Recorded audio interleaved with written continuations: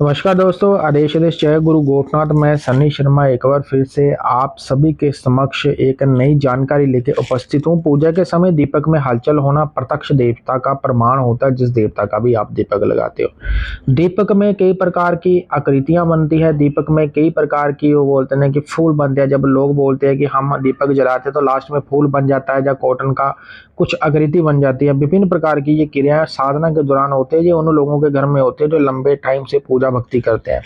क्या ये संकेत बताते हैं, ये प्रमाण क्या बताते हैं और किस ओर आपको लेकर जाते हैं, इसी चैनल पे आपको जरूर बताया जाएगा। और ज़्यादा लो होने से और लो में परिवर्तन होने से आपको क्या दिखाई देता है, किस प्रकार से हर चीज़ें होती है और ये हलचल होने का क्या अर्थ होता है, इसी वीडियो में रहेगा। तो वीडियो को बिना स्किप करे देखना है।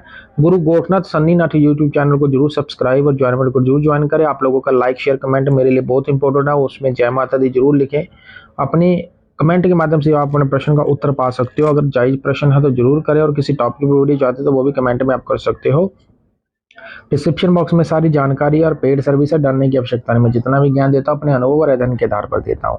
ठीक है, अब बात करते हैं पूजा के समय लोगों को। देखो तो साधना भारतीय आध्यात्मिक परंपरा का एक विभिन्न अंग है, जिसमें विभिन्न देवी देवताओं की आराधना, मंत्र जाप एवं महत्वपूर्ण क्रिया इंक्लूडेड है। इस दौरान साधक अक्सर अपने समक्ष एक दीपक प्रज्वलित करते हैं, जिसमें वो उसे देवी देवता का ही स्वरूप मानते हैं। यानी कि हम ये मानते हैं कि उसमें देवी देवता बैठा हुआ है, जिसे पवित्रता और प्रकाश का प्रतीक माना जाता है। कई साधकों का ये अनुभव है कि मंत्र जप के दौरान दीपक की लौ में कुछ विशेष परिवर्तन दिखाई देता है।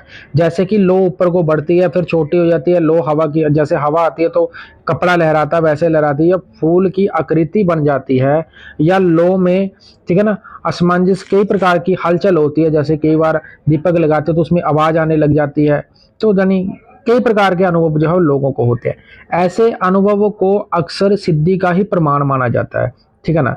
इस ये मान्यता जो है वो सदियों से चली आ रही है और साधकों को पूर्ण श्रद्धा और एकाग्रता के साथ मंत्र जाप जो करते हैं तो उनकी ऊर्जा जो है वो आराध्य की कृपा से दीपक की कुछ अलौकिक, ठीक है, दिव्य दृष्टि, जिसको बोल सकते हैं दिव्य प्रकाश बोल सकते हैं।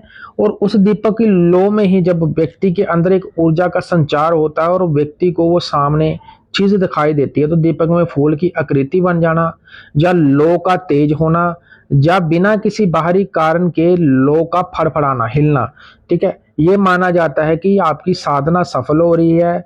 देवता प्रत्यक्ष आपको प्रमाण हो रहा है और साधक को सिद्धि होने वाली है।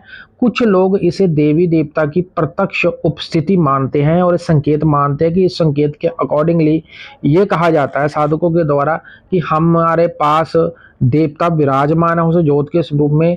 अब किसी व्यक्ति की निगाह है, किसी व्यक्ति की निगाह नहीं है, वो उसको देख पा रहा नहीं देख पा रहा, ये सब कुछ उन व्यक्तियों को उसी उपस्थिति में, यानी कि जिस उपस्थिति में वो बैठे हैं, प्रत्यक्ष प्रमाण होने का संकेत मिलता है, जो कि ध्यान के माध्यम से, सपनों के माध्यम से आपको इसका उत्तर पड़ता है।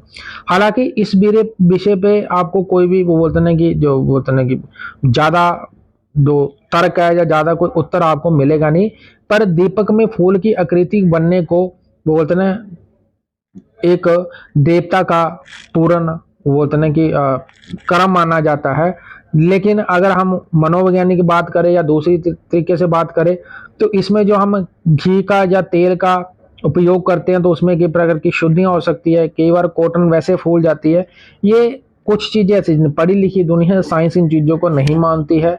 लेकिन एक चीज मैं आपको और बताना चाहता हूं, अगर आप बंद कमरे में भक्ति कर्म कर रहे हो, आपके कमरे में हवा तक नहीं आ सकती है, फिर भी जोत फड़फड़ाती है, लहराती है, तो इसको चमत्कारी बोले थे। क्योंकि मनोवैज्ञानिक दृष्टिकोणों में, ठीक है ना, इन अनुभवों को वही व्यक्ति समझ सकता है जो लंबे समय से भक्ति और कर्म कर रहा है।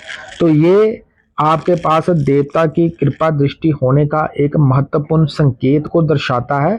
अगर कंडीशन ऐसी बोलते ना कि पैदा होती है जो बननी नहीं चाहिए और कुछ चीजें ऐसी हैं, देखो, हालांकि मैं जो भी बता रहा हूँ अपने ज्ञान और अनुभव के आधार पे बता रहा हूँ। मैं पहले बोल रहा हूँ कि मेरा किसी धर्म या किसी व्यक्ति के मन को ठेस पहुंचाने का कोई भी मतलब नहीं है, मैं सिर्फ आपको समझाने के माध्यम से बोल रहा हूँ। लोग पढ़े लिखे हैं, जिन लोगों को मेरी बात समझ में आएगी उनके लिए भी बढ़िया, जिनको नहीं आएगी तो भी, क्योंकि ये आपके विश्वास के ऊपर डिपेंड करता है।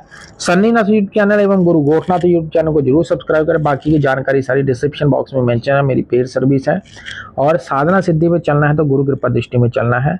आदेश आदेश। जय गुरु गोरखनाथ। लाइक शेयर और कमेंट जरूर करें।